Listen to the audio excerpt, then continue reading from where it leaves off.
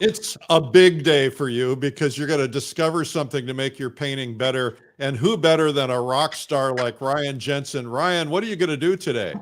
Hey, Eric. Today we're going to talk about edges. I've overcame some serious breakthroughs this year with edge work, and I'm really excited to show you just some basic stuff that's going to really improve your painting with edge work. All right. Okay. We'll be right at it. Let's get this show rolling. It's Art School Live with Eric Rhodes.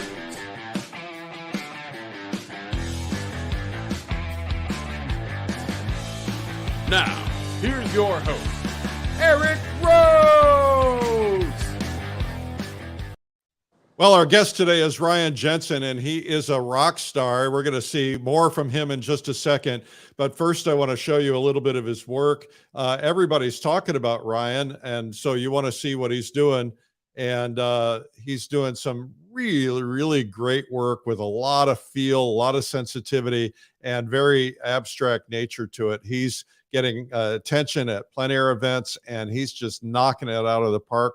So we're going to meet him in a second. Today we have a prize. If you leave a comment in the comments section, tell us where you're from. We will pick from those comments, and someone will win an annual subscription to Fine Art Connoisseur magazine, either digital or print, whichever one you want. We also have a free ebook for you, 240 plein air painting tips. Yeah, 240. We went to a lot of painters to get that many. Anyway, pleinairlive.com/240. Yesterday's prize, the last prize, was Maggie Hernandez in Seguin, Texas. I need to get down there and see Maggie. She won my book, Make More Money Selling Your Art. By the way, we're talking about having a special webinar, maybe like December 29th, right before the new year, to tell you how to double your sales in art. So we'll be doing that. If you want to subscribe to this show, we come out right now about 3 days a week, usually Monday, Wednesday, and Thursday. And just subscribe on YouTube at Streamline Art and follow me at Eric Rhodes on Instagram and on Facebook. All right, now let's get back to Ryan Jensen. All right, Ryan, how you doing, man? Hey, Eric. Good. You are knocking it out of the park. Everybody's talking about you. Oh, come on. Oh, come on. Okay, I'm going to turn it over to you, and let's take this lesson and rock it. Let's do it. All right. So today I'm going to be painting this cow. All right. It's going to be with the mindset that I'm out on location. I just got out of my truck. I call them drive-bys. When I'm just coming home, I see a beautiful cow, and I got to paint this cow. The cow's going to move. It's not like a boat I love painting boats, but I love painting cows. You better be able to do it quick. This painting's going to be about edges. How do we handle the edges in a painting and keep this thing like it's from life? I'm going to do a couple different things today. We're working on a white canvas. It's one of the things I'm most afraid of in life is the blank white canvas. So right away, I'm going to try something I've tried a couple times now. I just have this black gesso. Working on some bells and linen here. I'm going to black gesso a white canvas. All right. I'm thinking about cow. The way I just touched this canvas with that brush, now it's something, right? It's not a white canvas anymore. The way I just put that on, it already feels good. I'm thinking about cows. I'm holding the brush with the overhand grip. I'm not like this. I do have my hand behind my back, though. It's a real important part of painting. Right there, I start to see shape right in the middle. And what I do this in my studio all the time. I look in the mirror at what I've just done. You can't see it because it's the phone. But we got to see your cameraman. But I'm simply putting on acrylic medium here, acrylic gesso. It kind of feels like a good place to put a cow right there. It happened naturally. I'm thinking about design and shape. Looks good. Maybe I'll use that in the future for something. But right now, I'm just covering something with black, right? So the second that brush hits the canvas, I'm painting. What we're gonna do today is let this gesso just dry a bit, as if I was in the field. And remember, I'm in the field, this cow's moving, right? We're not in my studio right now, we're on location. You see this gesso right here? Up close. Just leave a little bit of white showing through. You don't gotta get it all. All right. I We'll have come a back hunch. in a second. All right. Let's throw in a white canvas real quick. All right, today I'm gonna be working on a limited palette. So I'm using ultramarine blue, alizarin crimson, and cad yellow medium. It's cool you haven't asked about the palette yet. I was just about to, but thank My you. buddy Stock Schluter just shows up one day at the door, say, "Hey, you want to use this as a palette?" And I'm like, "What is What that?" is it? I Do it. couldn't tell what it is. Oh, yeah. Piece of kitchen All right. countertop. All right. Kitchen countertop. Anyway, so I got this brush. It's a hardware brush. I got a cow. Got a white canvas. Take the edge off a bit, throw some paint on there. Now, if I want to talk about edges today, I'm seeing white right here and white right here. It's going to be opposite when we do it on black here in a second. Black's dangerous in a painting. I like to think of it as ultramarine blue like this and alizarin crimson. Okay, now from a distance you can call that black, but it's actually a deep violet. Touch it with a little yellow. Now we have an interesting looking black, so to speak. Yep. All right. It's a cow, but as an artist and as a painter, I need to be thinking about shapes. Contrast and design real quick. Cow. What I'm seeing is no longer cow. I'm seeing a massive shape right here and a massive shape. Those are my darkest darks. All right, here we go. I'm holding the brush loose. It's no longer a cow. It's just a massive shape.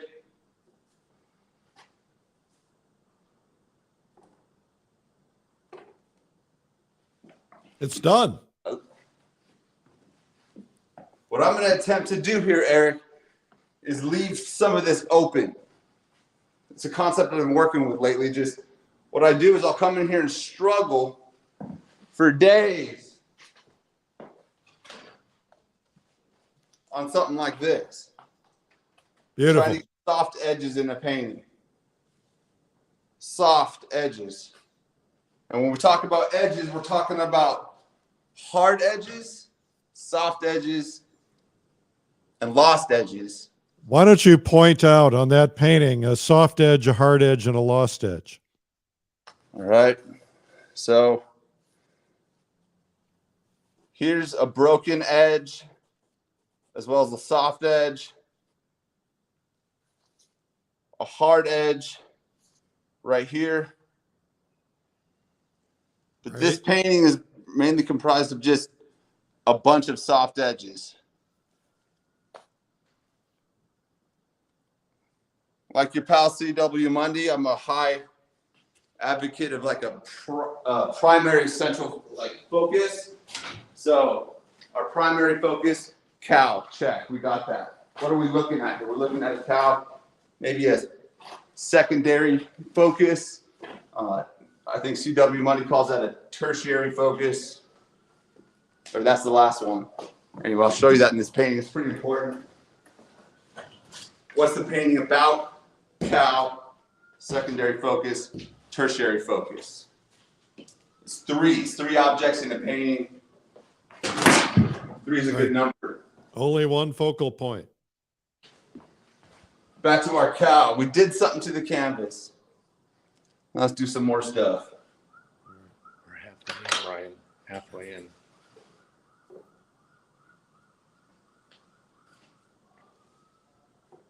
See these drips that happen? That's kind of nice. Notice how I'm holding the brush. Now I'm going to do a hard edge right here at the top and define the back of that cow.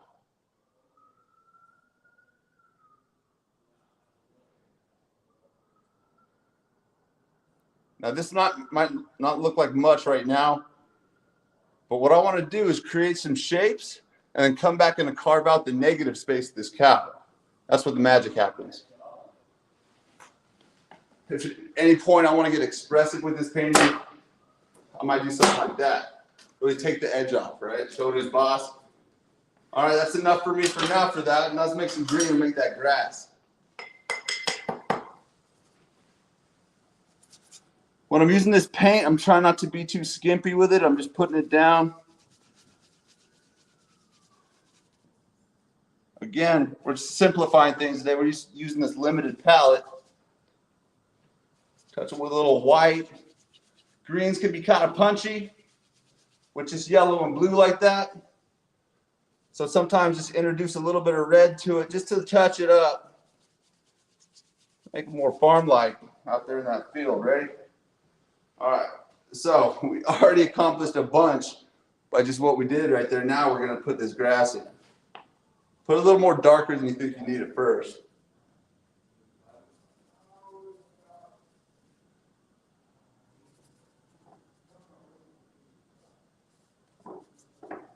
Looks like a cow to me.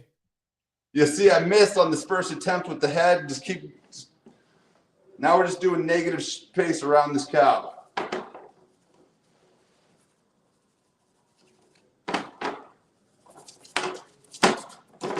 Really, just hit that canvas.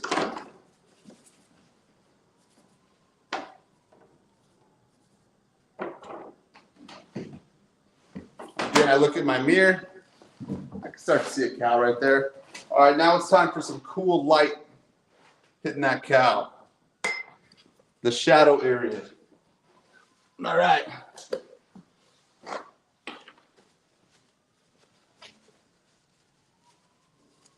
At no point here did we draw any cow. Now we're just choosing our shapes. So we got our shadow side of this cow. We're gonna push this to a nice cool blue. Is your studio on fire? Because I hear sirens out the door. Yeah. They're coming to get me actually, Eric. Yeah, it's about time, right? Here we go.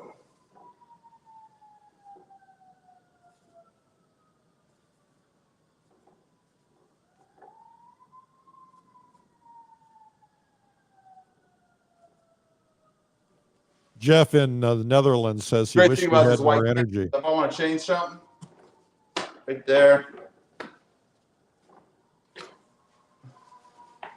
I'm looking in this mirror. Ooh, I like it in the mirror. I hate what I'm working on here, but I'm starting to see a feeling of a cow. Let's put this one aside for a second. Let's throw this up there. Oops.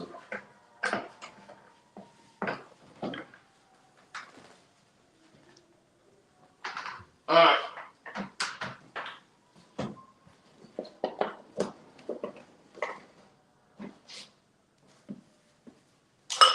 Now we can do that with white.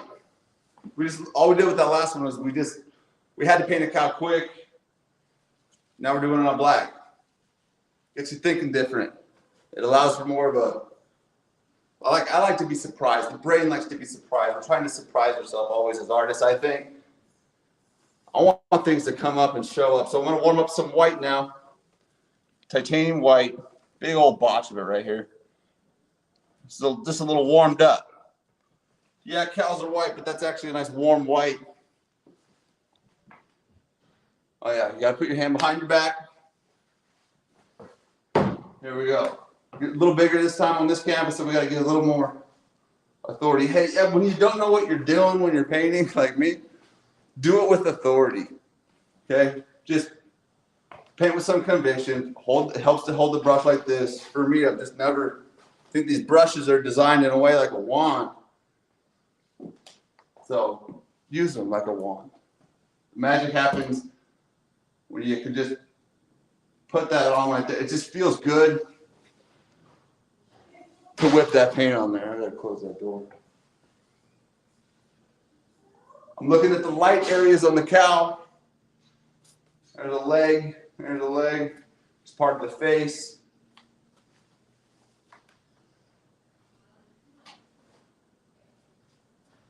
Edge.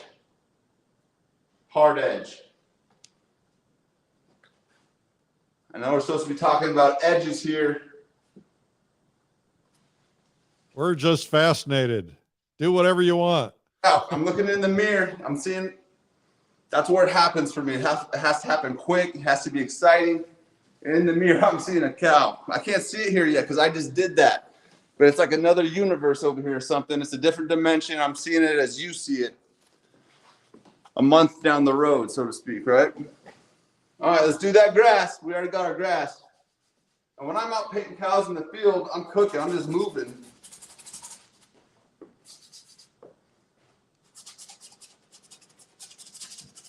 Thing is, when you bring something into the studio, can you keep that plein air mindset?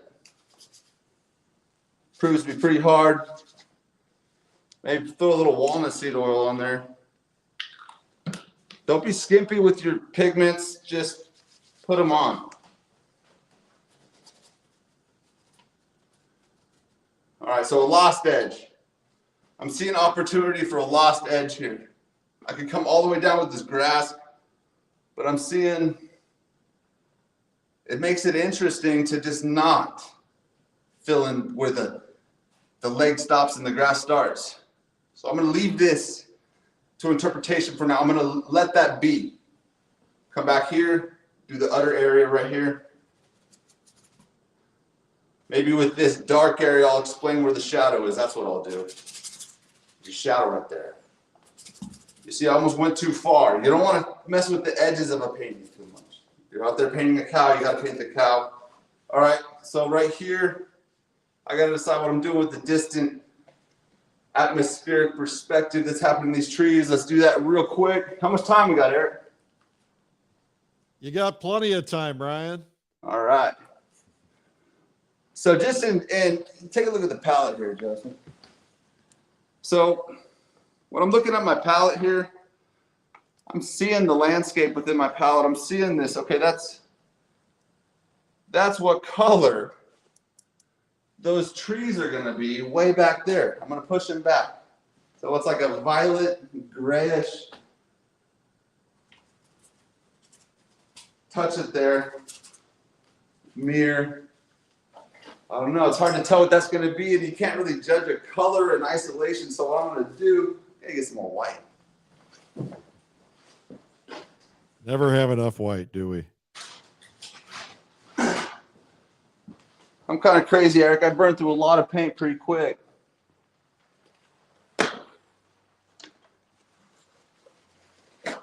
Put some sky back there now. It's going to help that cow get punchy. It's going to really push it forward. So for sky, lately I've been seeing sky as a violet, as opposed to a warm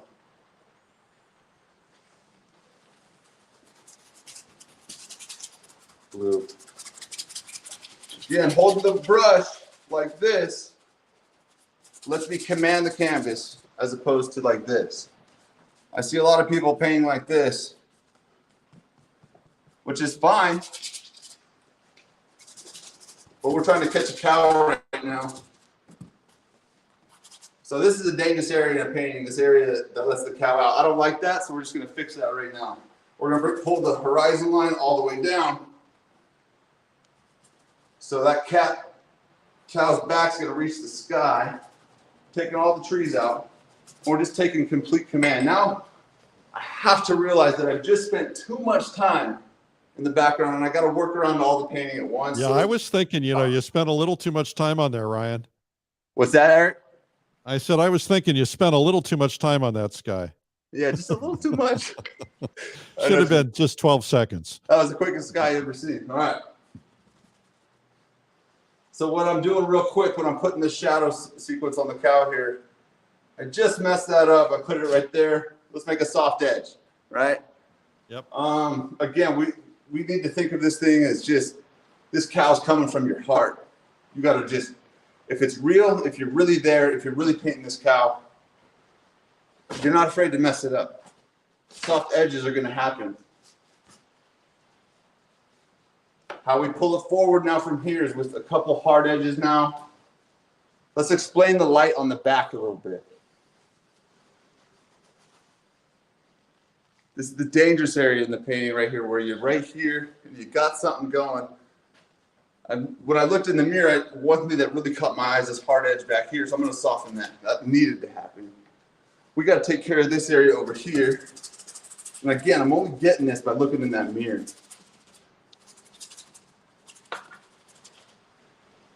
All right, now we got a cow. This area isn't important. Give it what it needs. What's important is knocking out this cow. All right.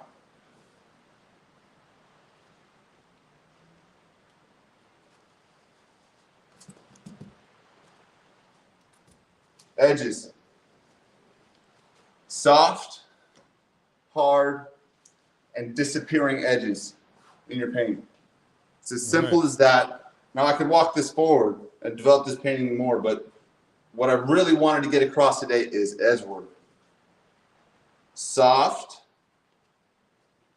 hard, and disappearing edges. How do you determine where you're going to use what? Do you have a formula? Do it with authority. Don't get in here and start noodling. Do this if you have to with your cow. I'm serious.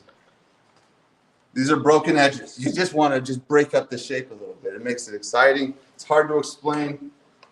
I'll probably spend my lifetime trying to figure out why it makes it more exciting.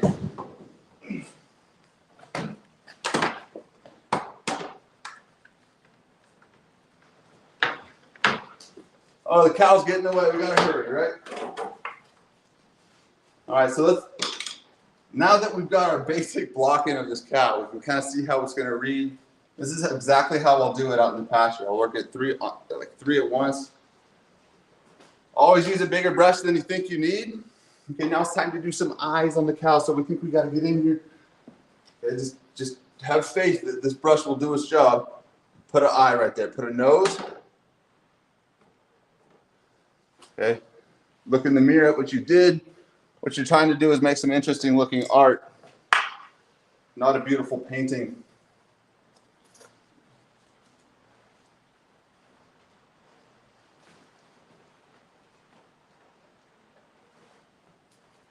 Of course, when you paint this way, you're going to hate what you're working on.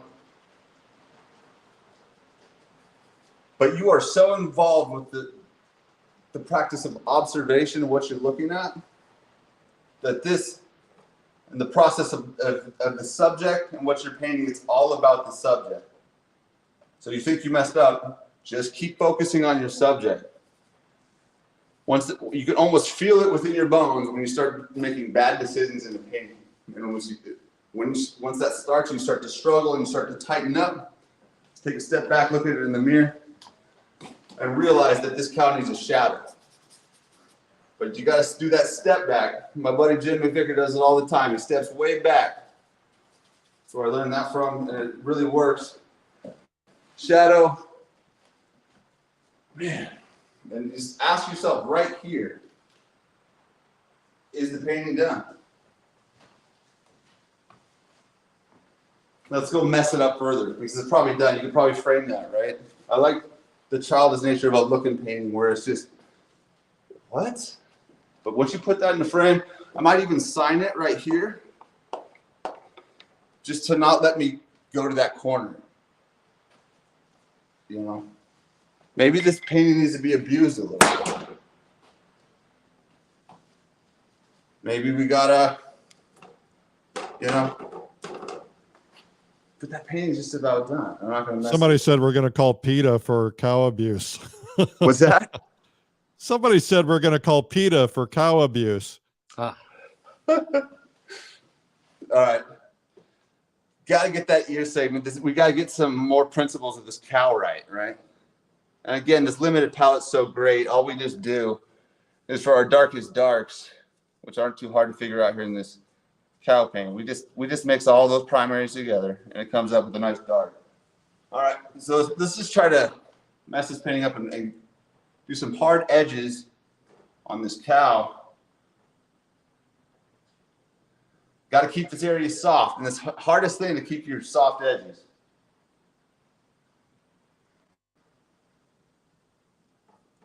Allowing things for viewer interpretation.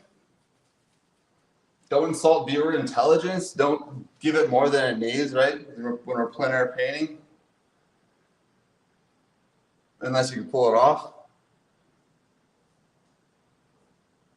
Okay, red. Red's important in a painting. We got to figure out where to put red in this painting to warm it up. We got a nice green happening there. We got to think of its complement.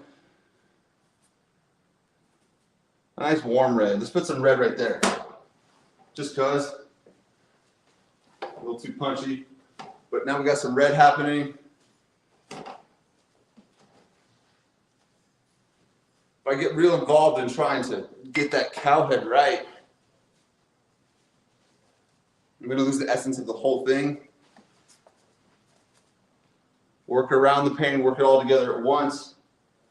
Now the cow's long gone. Now we've lost our cow.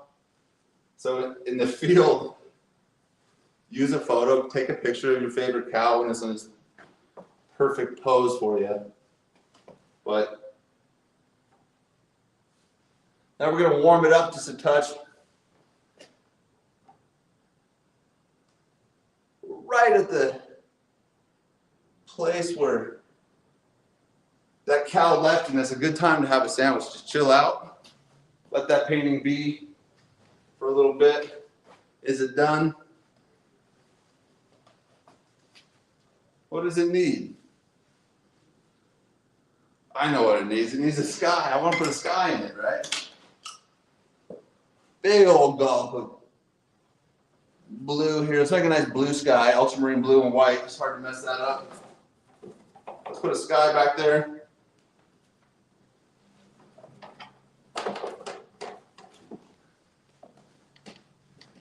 So any hard edges that are happening in the background here now? Let's soften everything up. The sky's not really poking through. You know what? Let's make a sky. I thought I said I was going to make a sky.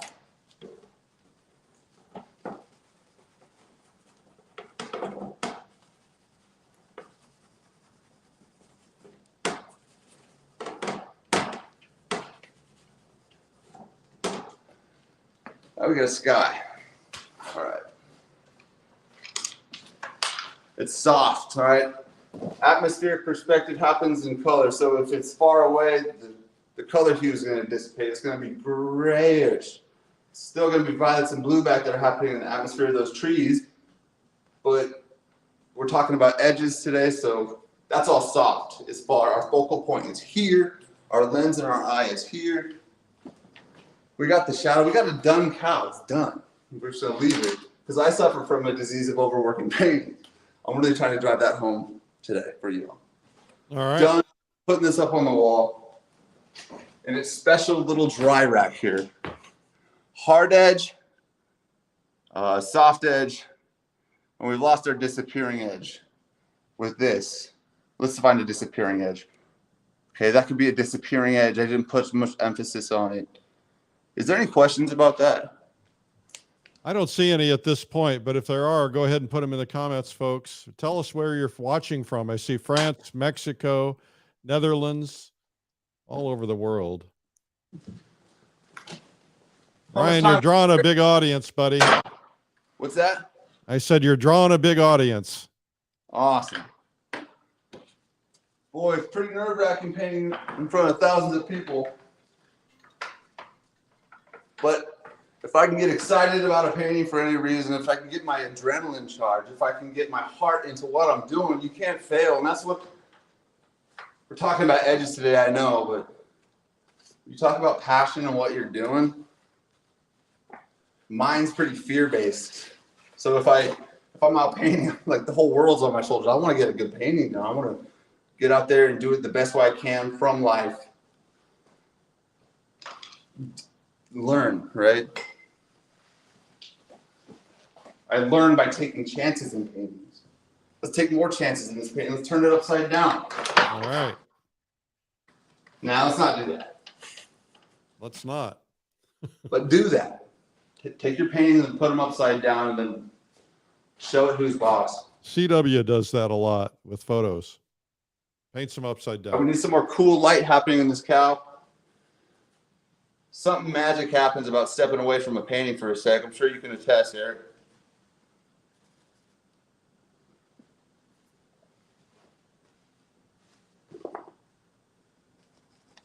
We want to nail that light. It's always about the light. Just those simple little violets we put in there against that. So in any painting, you really want cool and warm colors happening. Talking about values for a second, if it's the right color, if it's the right value. So just pick one of those terms and just focus on it. Of course, value is more important than color.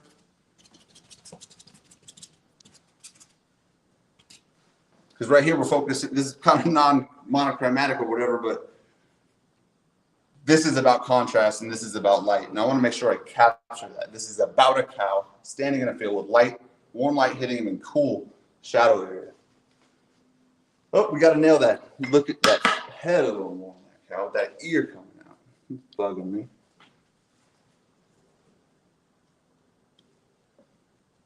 Hard edge.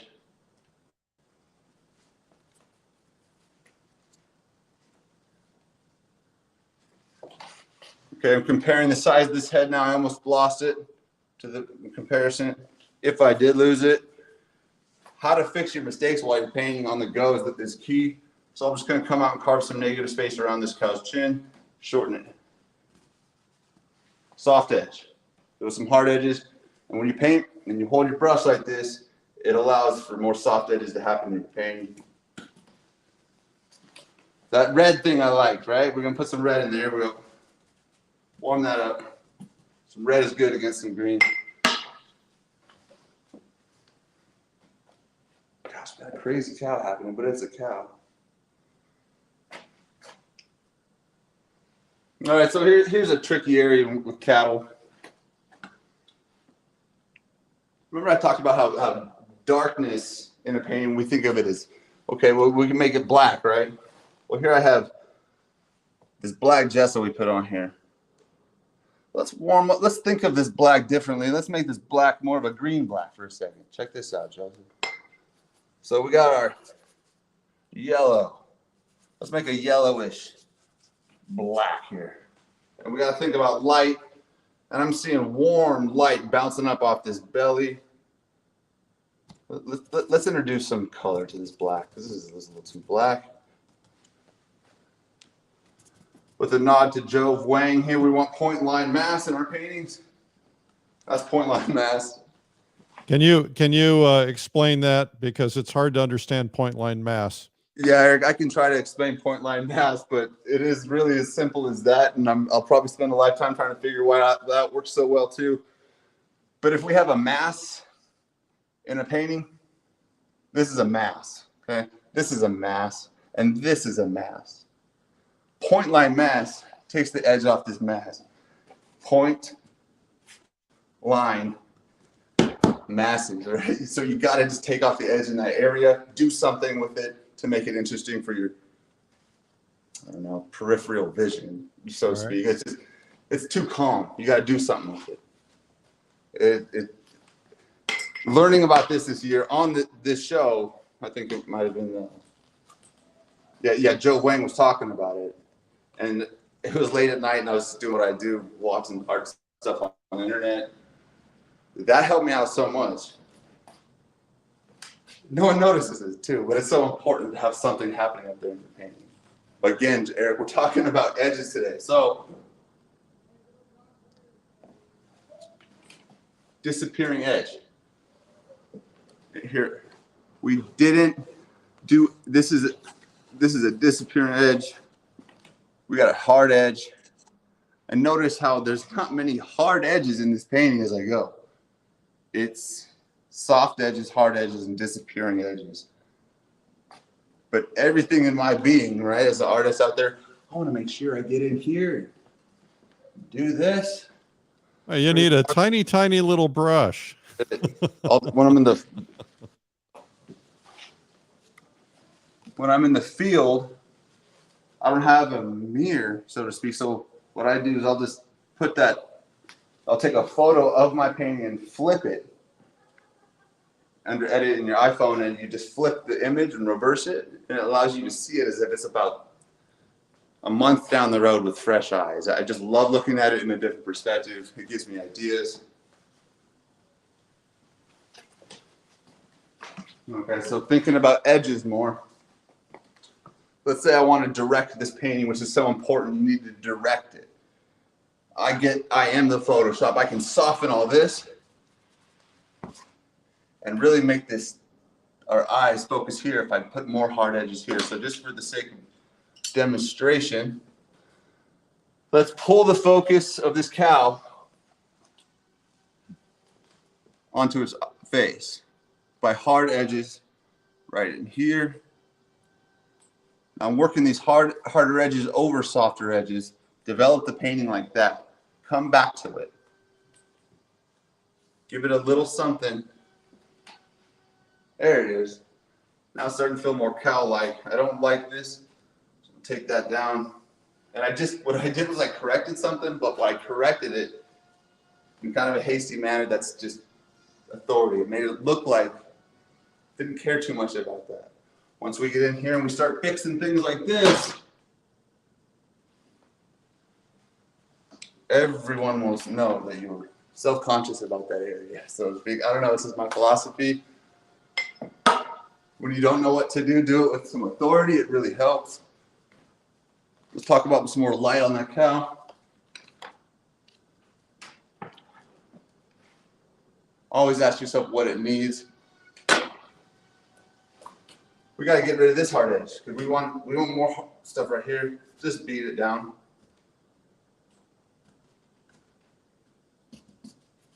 Oh yeah, you got to put your hand behind your back, right? When you're painting, makes you feel more in charge or something.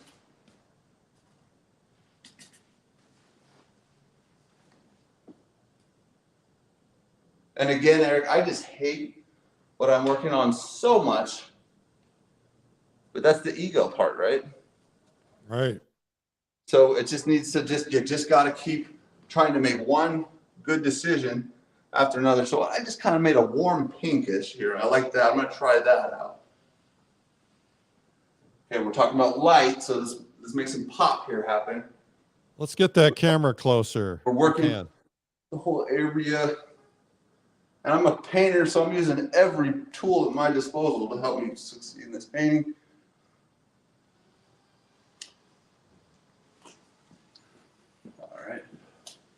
So what I got to do is put some wings on this cow. Come here, Joseph. Let's put some wings on this cow. So let's say you completely mess up your painting and you put some wings on your cow.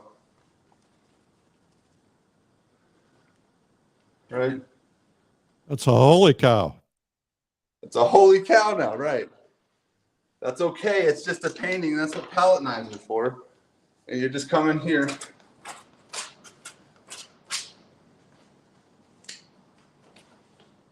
Know how to use your tools. Palette knife helps you take so much control away. Palette knives are great because I can beat up a painting, I can stab a painting if I have to, but you can correct a lot of things. And they just take some of the control away and will allow for fun art to happen.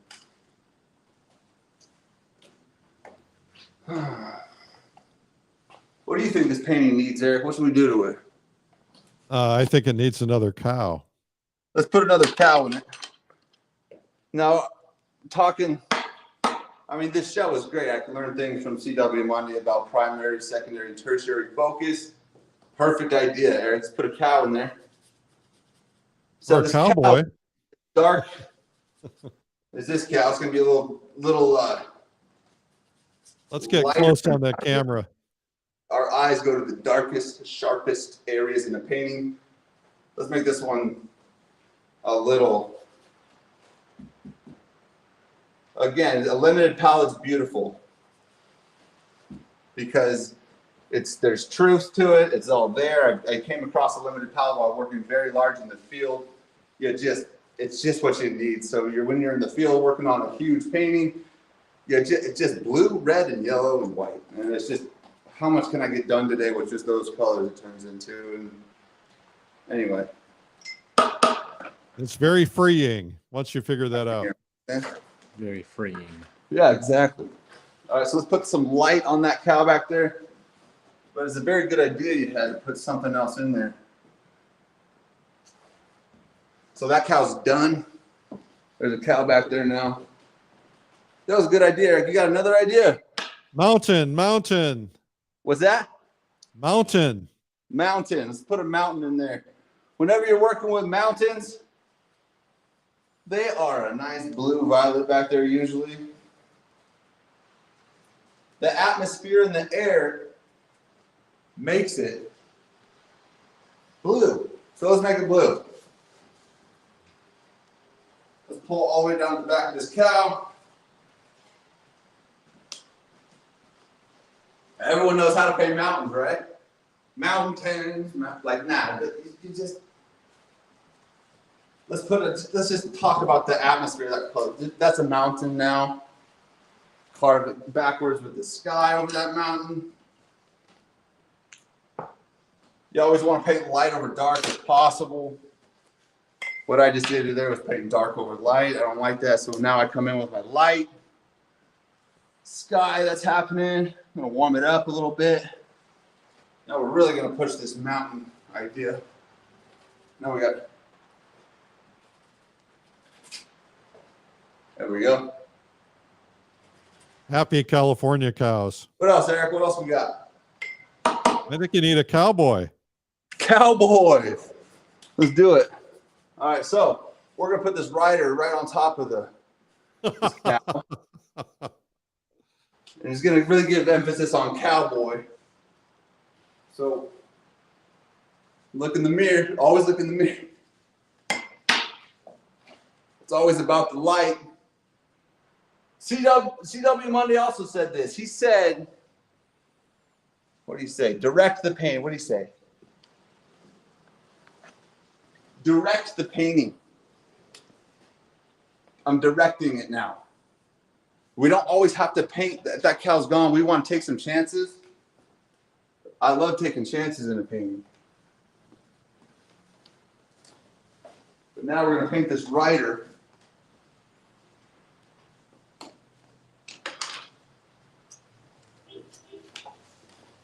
Riding a cow. I've never done that before, Eric. You're coming up with good ideas today. All right, so here, check out this palette knife technique right here. Put your ideas in the comments. When you got guys. a palette like this, it starts to get full of stuff. Mix those colors together. Have a little fun. Be a kid with it. All right. Again, if you're interested in growth, quick growth as a painter, bring it back to the place where you're a child and you're playing with paint. Always. Don't be afraid to put a cowboy on a cow. All right, I'll do a bird right there if I have to. Point line mask, but just, and I hope I don't sound like I'm being cocky in any way or trying, but I would really like to see more expressive paintings out there. People taking chances. Take chances with your painting. All right. Well, why don't you come back on camera so we can say goodbye. What's that? Yeah, get a good close up and then let's come back on camera so you can say goodbye. That's awesome. Never see cowboys riding cows. Boy, right. I want to take that cowboy out right now. I tell you, Ryan, I want to take that cowboy bad. So there was a comment about invite Ryan to the plein air convention. Yes, please. I would love to go. All right, you're in, baby. You are in. All right. So this was awesome today. Thank you so much. Hey, Eric, thanks so much for having me. I believe it's the job of the artist to try to inspire. So, I mean, if it wasn't for the inspiration coming my way from my local hero, stock shooter, Jim McVicker. I mean, we're all in the studio together. And if I was able to inspire any of you to take some chances with your painting, think about edges. Don't be afraid to put a cowboy on a cow. Then I've done my job. I appreciate you, Eric. Thanks. Yeah. Hey, Ryan, thank you for your service. I understand that you're a veteran, and so thank you for that. Well, I sure appreciate that, Eric. All right, man. So hang on. We'll talk afterwards. Our guest today has been Ryan Jensen, and Ryan's having trouble hearing me, but what a terrific experience that was. Make sure you share this with your friends. I want to tell you guys real quickly, we got a couple of goodies for you. First off, we have a book, an ebook, 240 plein air painting tips. If you want to try or learn about plein air painting, going outdoors to paint, plein air is a term for going outdoors, French term. Just go to pleinairlive.com/240. If you leave comments today, you can win a subscription to Fine Art Connoisseur. Our magazine comes out bi-monthly. You can get digital or print. And make sure that you subscribe to this show. It's on right now about randomly, but about 3 days a week. And usually Monday, Wednesday, and Thursday. So subscribe at Streamline Art on YouTube. We're trying to get to that 100,000 person mark on our YouTube subscriptions. That'd be nice. And then follow on at Eric Rhodes. So thank you for tuning in today. Now, I'm going to just take some time and go away. So we'll be repeating some broadcasts, but I'm going to take some time off for Christmas. Kids are coming home from college tomorrow. And so I'm just going to take some time. I hope you don't mind. I might pop in for a little Christmas greeting. I have my outfits all ready. So there is a possibility I might do a little Christmas thing, but just hang in there. I hope you have a really great holiday, whether it's Christmas, Hanukkah. I think Hanukkah's over or on the edge of being over, and just happy holidays in general. I think we're going to see a lot of us are being able to get our families together for the first time in a long time. That's great news. Take advantage of it.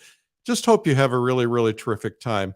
I'm thinking about doing something on, we're having a meeting about it today on December 29th. I'm thinking about doing a webinar. I was thinking about, you should be doing your year-end planning, and it's really a little late for that. But I came up with some ideas on how you can double your art sales in 2022. And I thought 29th might be good because it's not quite New Year's. A lot of people are kind of taking a break. And so I'm going to try and do that. It's not 100% sure yet, but we'll work on that. So thank you for tuning in. Thanks again to Ryan Jensen. He's a rock star. And make sure that you check out the Plein Air Convention. I've just invited Ryan to the Plein Air Convention, and that's going to be taking place in May. It's live. We also have the Plein Air Live coming up in March, which is going to be our online virtual landscape conference. And this is the third one. We've got a huge list of people and more to be announced, including T. Allen Lawson, John Crump from New Zealand, Laurie McNee, John Cosby, Jane Hunt, and many, many more to follow. Plein Air Convention is going to be live and in person in Santa Fe. We think it's going to sell out, and so get there quickly. And if you're not a subscriber to Plein Air Magazine, we'd love for you to be. Just go to pleinairmagazine.com. We have Watercolor Live is our next big live event. We have some of the world's top artists teaching watercolor in January. It'd be a great Christmas gift for yourself. 4 days. One of those days is a beginner day. 3 days of absolutely incredible content. So you're going to have a lot of fun with that. And anyway, that's all I got for today. Thank you for tuning in, and have a terrific Christmas if I don't talk to you. And make sure you leave comments and share this so others can see Ryan Jensen. Have a nice holiday. I'm Eric Rhodes, publisher of Fine Art Connoisseur and Plein Air Magazine. Be sure to hit that subscribe button right there. And if you're not a subscriber or follower, I'd appreciate that. It'd be a nice Christmas gift for me. Thanks again. Bye-bye.